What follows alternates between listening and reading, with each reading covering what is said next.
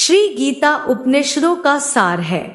महाभारत युद्ध के समय रणभूमि में भगवान श्री कृष्ण ने अर्जुन को जो ज्ञान दिया था वह गीता में बताया गया है। गीता में ऐसी बहुत सी बातें हैं जो मनुष्य को जीवन की कई कठिनाइयों को आसान बनाती है। इतना ही नहीं, गीता पढ़ने पर मनुष्य को बहुत सी नई जानकारियां भी मिलती है। साथ ही हर अध्याय के नियमित पाठ का अपना लाभ और महत्व है।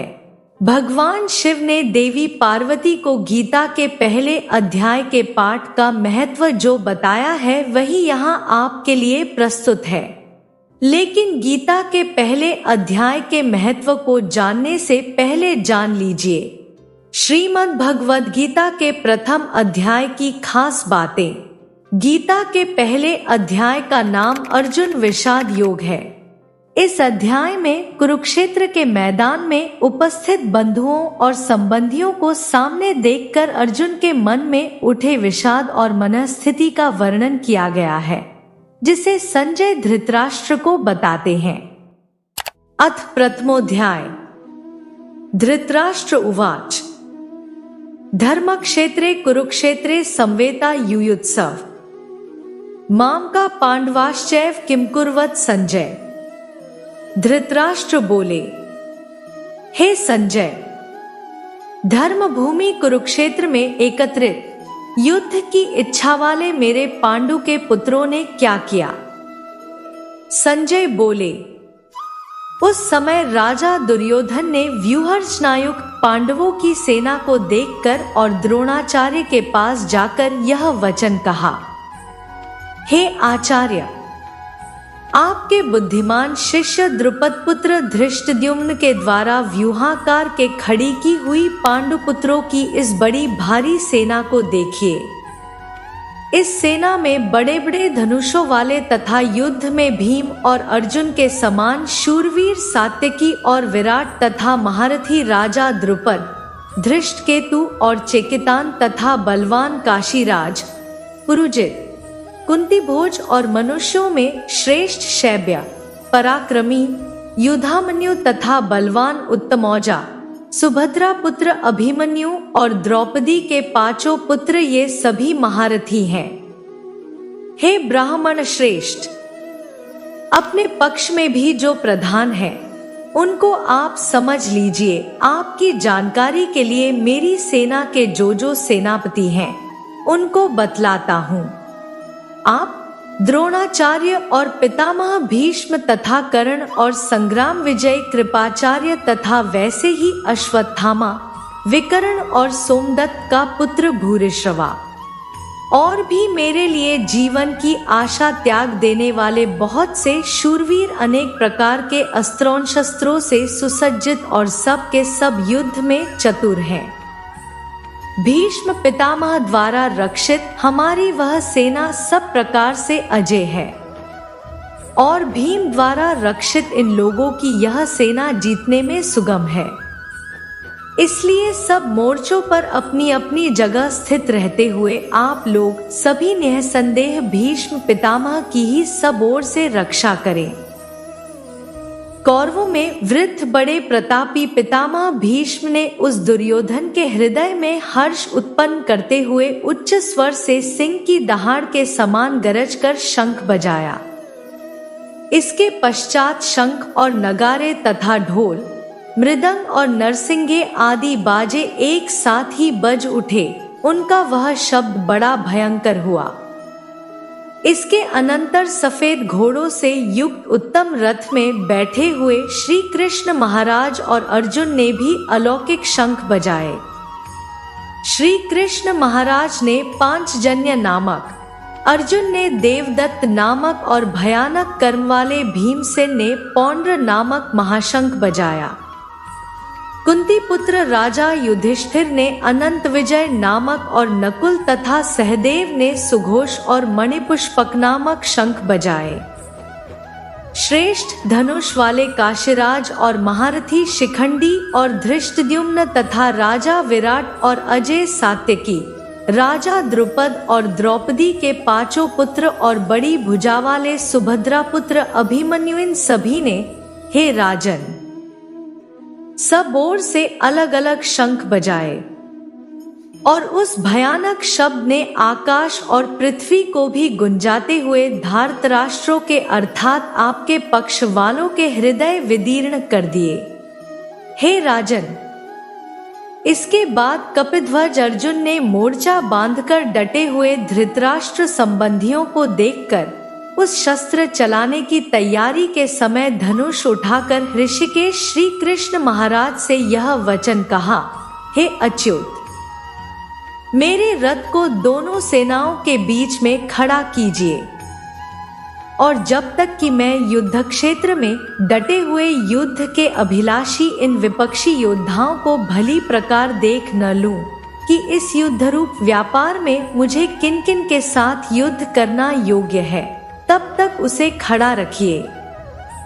दुर्बुद्धि दुर्योधन का युद्ध में हित चाहने वाले जो ये राजा लोग इस सेना में आए हैं, इन युद्ध करने वालों को मैं देखूंगा।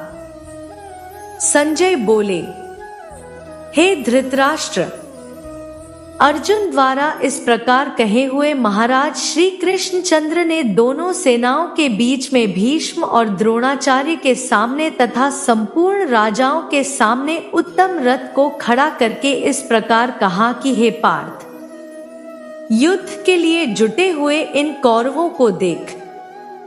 इसके बाद प्रथापुत्र अर्जुन ने उन दोनों सेनाओं में स्थित ताऊचाचों को, दादों परदादों को, गुरुओं को, मामाओं को, भाइयों को, पुत्रों को, पौत्रों को तथा मित्रों को, ससुरों को और सुहृदों को भी देखा। उन उपस्थित संपूर्ण बंधुओं को देखकर वे कुंती पुत्र अर्जुन अत्यंत करुणा से युक्त होकर शोक करते हुए यह वचन बोले। अर्जुन उवाच, दृष्ट्वेम स्वजनम कृष्ण युयुत्सुन समुपस्थितम सीदन्ति मम गात्राणि मुखं च परिशुष्यति वेप्थुश्च शरीरे में रोमहर्षश् जायते। अर्जुन बोले, हे कृष्ण, युद्ध क्षेत्र में डटे हुए युद्ध के अभिलाषी इस स्वजन समुदाय को देखकर मेरे अंग शिथिल हुए जा रहे हैं और मुख सूखा जा रहा है तथा मेरे शरीर में कंप और रोमांच हो रहा है। हाथ से गांडीव धनुष गिर रहा है और त्वचा भी बहुत जल रही है तथा मेरा मन भ्रमित हो रहा है, इसलिए मैं खड़ा रहने को भी समर्थ नहीं हूँ। हे केशव, मैं लक्षणों को भी विपरीत देख रहा हूँ तथा युद्ध में स्वजन समुदाय को मारकर कल्याण भी नहीं देखता। हे कृष्ण, मैं न तो विजय चाहता हूँ और न राज्य तथा सुखों को ही।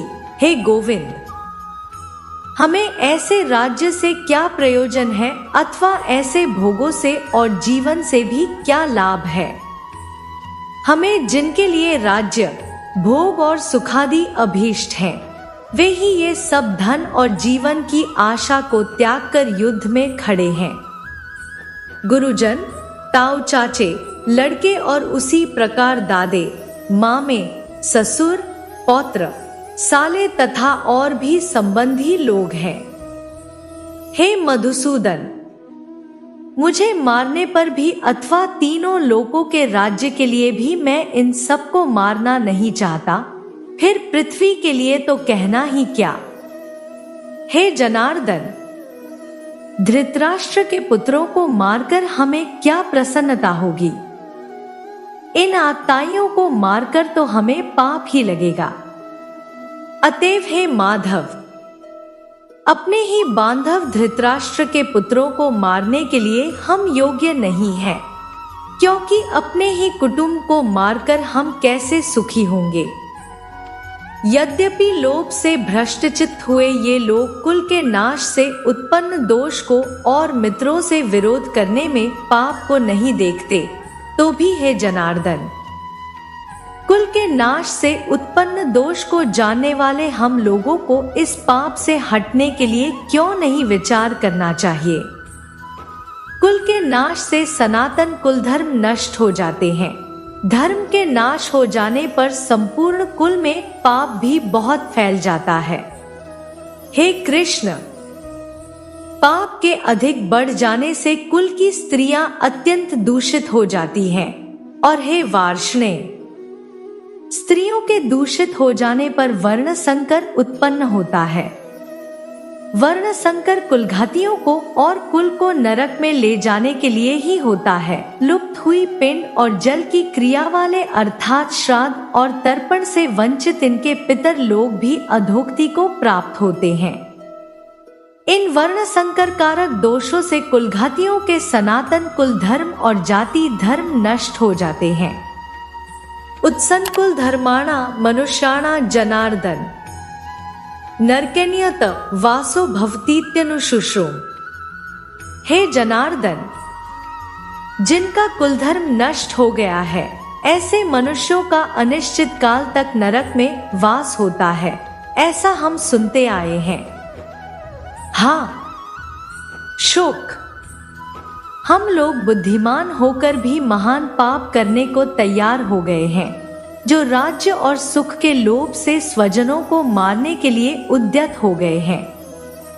यदि मुझ शस्त्ररहित और सामना न करने वाले को शस्त्र हाथ में लिए हुए धृतराष्ट्र के पुत्र रण में मार डाले, तो वह मारना भी मेरे लिए अधिक कल्याणकारक होगा। संजय बोले, रणभूमि में शोक से उद्विग्न मन वाले अर्जुन इस प्रकार कहकर बाण सहित धनुष को त्याग कर रथ के पिछले भाग में बैठ गए। तत्सदिति श्रीमद् भगवद गीता सुपनिषत्सु ब्रह्म विद्यायां योग शास्त्रे श्री कृष्णार्जुन संवादे अर्जुन विषादयोगो नाम प्रथमोध्याय। इस प्रकार उपनिषद, ब्रह्म विद्या तथा योग शास्त्र रूप श्रीमद् भगवद गीता के श्री कृष्णार्जुन संवाद में अर्जुन विषादयोग नामक प्रथम अध्याय संपूर्ण हुआ।